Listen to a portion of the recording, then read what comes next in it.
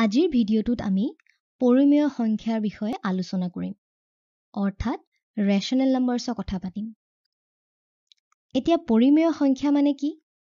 সাধাৰণভাৱে বুজিবলৈ গ'লে পৰিমেয় সংখ্যা হ'লগে সেইবোৰ সংখ্যা যিবোৰক আমি যিকোনো দুটা অখণ্ড সংখ্যাৰ অনুপাত ৰূপে লিখিব পাৰো বা ক'ব পাৰো যে ৰেশিও অফ টু ইন্টিজাৰ্স গতিকে মই এখিনি লিখি দিছো পৰিমেয় সংখ্যা আমি লিখিব পাৰো a by b ৰূপত য'ত a আৰু b অখণ্ড সংখ্যা হ'ব এতিয়া আমাৰ পৰিমেয় সংখ্যাৰ ভিতৰত কি কি সংখ্যা পৰিব প্ৰথমতে আমি আৰম্ভ কৰিম অখণ্ড সংখ্যাৰে ধৰি লোৱা মই এটা অখণ্ড সংখ্যা লৈছো 1 এতিয়া আমি সকলোৱে জানো যে 1ক আমি কি বুলি লিখিব পাৰো 1 by 1 বা 2 by 2 এনেকে লিখিলেও ইয়াৰ মান একে হ'ব বা মই এনেকেও লিখিব পাৰো -5 by -5 বা মই এনেকেও লিখিব পাৰো 1000 by 1000 গতিকে তোমালোকেতো দেখিলাই যে 1ক আমি দুটা অখণ্ড সংখ্যাৰ অনুপাত ৰূপে লিখা বহুত উপায় আছে এতিয়া মই যদি এটা ঋণাত্মক অখণ্ড সংখ্যা লওঁ ধৰি লোৱা -3 ললো তে -3 ক আমি কি বুলি লিখিব পাৰো -3 by 1 বা আমি লিখিব পাৰো 3 by -1 বা এটুক মই এনেকেও লিখিব পাৰো -6 by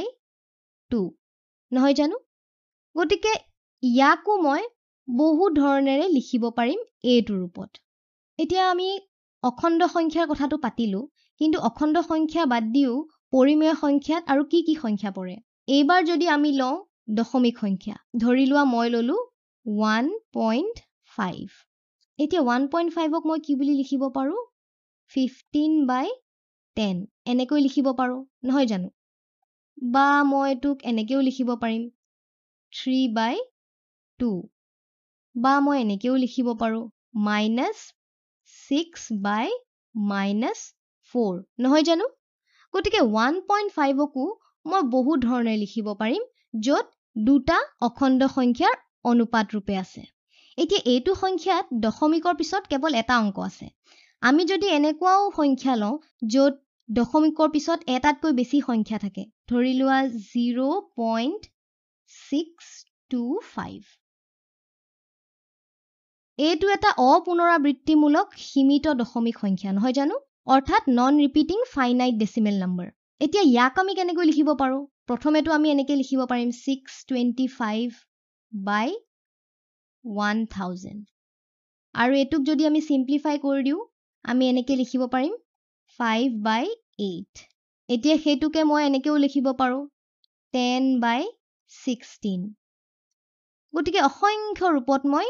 এইটো দশমিক সংখ্যাকো এই দুটা অখণ্ড সংখ্যাৰ অনুপাত ৰূপে লিখিব পাৰিম এতিয়া আমি সীমিত দশমিক সংখ্যাৰ কথা পাতিলো এতিয়া যদি আমি এনেকুৱা এটা দশমিক সংখ্যা লওঁ ধৰি লোৱা 0.3333 আৰু এইটো অনন্ত কাললৈ 3333 আমি লিখিব পাৰো এটুক আমি কেনেকৈ লিখো সাধাৰণতে 0.3 বাৰ এতিয়া এইটো এটা পুনৰাবৃত্তিমূলক অসীমিত দশমিক সংখ্যা এইটো আমাৰ পৰিমেয় সংখ্যাৰ ভিতৰত পৰিবনে পৰিব কাৰণ 0.3 বাৰক আমি লিখিব পাৰো 1/3 বুলি নহয় জানো এটো তোমালকে নিজে গণনা কৰি চাবা তেতিয়াহলে গম পাবা যে 1/3 মান দশমিকত যদি লিখিব যাও 0.33333 এ ওলাব এতিয়া 1/3 আমি আকৌ লিখিব পাৰিম 2/6 বা আমি লিখিব পাৰিম ইয়াক -1 by -3 গতিকে 0.3 বাৰকো আমি অসংখ্য ৰূপত লিখিব পাৰো এতিয়া মই যদি এনেকুৱা এটা ঋণাত্মক সংখ্যা লওঁ অৰ্থাৎ ঋণাত্মক অসীমিত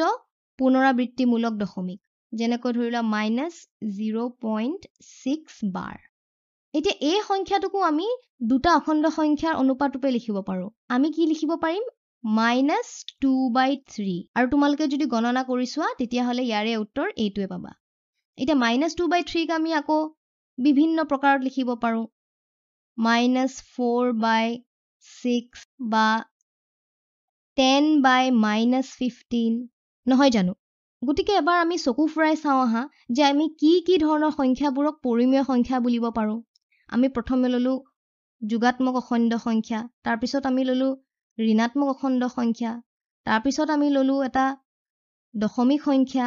তাৰপিছত আমি এনেকুৱা এটা দশমিক সংখ্যা ল'লো যিটো অপুনৰাবৃত্তিমূলক কিন্তু সীমিত, তাৰপিছত আমি এটা পুনৰাবৃত্তিমূলক অসীমিত দশমিক সংখ্যা ল'লো, আৰু শেষত আমি এটা ঋণাত্মক পুনৰাবৃত্তিমূলক সীমিত দশমিক সংখ্যা ল'লো। গতিকে এনেকুৱা কিবা সংখ্যা বাকী ৰ'ল জানো যিবোৰ পৰিমেয় সংখ্যাৰ ভিতৰত নপৰিলে? এতিয়া তোমালোকে নিশ্চয় ভাবিছা, নিশ্চয় আছে চাগে এনেকুৱা সংখ্যা, নহ'লেনো এই পৰিমেয় সংখ্যা বুলি নামটো কিয় দিলেহেঁতেন? তোমালোকে ঠিক ধৰিছা। দৰাচলতে তোমালোকে জানিবলৈ পাই আচৰিত হ'বা যে গণিতৰ বহুতো প্ৰসিদ্ধ সংখ্যা অপৰিমেয় সংখ্যাত পৰে, অৰ্থাৎ যিবোৰ পৰিমেয় সংখ্যা নহয়। এতিয়া অপৰিমেয় সংখ্যা মানেনো কি? অপৰিমেয় সংখ্যা হ'লগে সেইবোৰ সংখ্যা যিবোৰক আমি দুটা অখণ্ড সংখ্যাৰ অনুপাত ৰূপে লিখিব নোৱাৰোঁ। ইয়াতে থকা সংখ্যাবোৰক এবাৰ চাওঁ আহাচোন। পাই, আমি সকলোৱে জানো বৃত্তৰ পৰিসীমা আৰু ব্যাসৰ অনুপাত। এইটো বহুত জটিল অংকত আমি দেখা পাওঁ। বৰ্গমূল, ফাই, গোল্ডেন ৰুল, আৰু এই গোটেইকেইটা সংখ্যা অপৰিমেয় সংখ্যা হয়। এতিয়া তোমালোকে মোক সুধিবা চাগে যে অকল এইকেইটা সংখ্যাহে অপৰিমেয় সংখ্যা, আৰু অপৰিমেয় সংখ্যা নাই নেকি? নিশ্চয় আছে। এতিয়া তোমালোকে যদি সংখ্যাকেইটাক ভালদৰে মন কৰা তেতিয়াহ'লে ইয়াত চোৱা যে দশমিকৰ অংককেইটা অপুনৰাবৃত্তিমূলক হয়, অৰ্থাৎ নন ৰিপিটিং হয়, আৰু নন টাৰ্মিনেটিং অৰ্থাৎ অসীমিত হয়, ই ওলাই গৈয়ে থাকিব। ঠিক তেনেদৰে এইটোতো একেধৰণেৰে অপুনৰাবৃত্তিমূলক আৰু অসীমিত, ওলাই গৈয়ে থাকিব।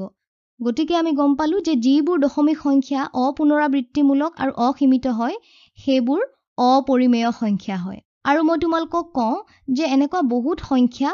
অপৰিমেয় আছে। আমি যদি যিকোনো দুটা পৰিমেয় সংখ্যা লৈ লওঁ, ধৰি লোৱা এটা পৰিমেয় সংখ্যা A আৰু আনটো পৰিমেয় সংখ্যা B, তেতিয়াহ'লে তাৰে মাজত কমচে কম এটা অপৰিমেয় সংখ্যা নিশ্চয় ওলাব। তাৰ উপৰিও আমি যিকোনো অপৰিমেয় সংখ্যা আৰু পৰিমেয় সংখ্যা যোগ কৰিলে আমি যিটো সংখ্যা পাম সেইটো অপৰিমেয় হ'ব। সেইটো কেনেকৈ হয় পিছত আমি আলোচনা কৰিম, কিন্তু তোমালোকে জানি থোৱা যে অপৰিমেয় সংখ্যা আৰু পৰিমেয় সংখ্যা যোগ কৰা বা পূৰণ কৰা যিটো উত্তৰ ওলাব সেইটো অপৰিমেয় সংখ্যা হ'ব।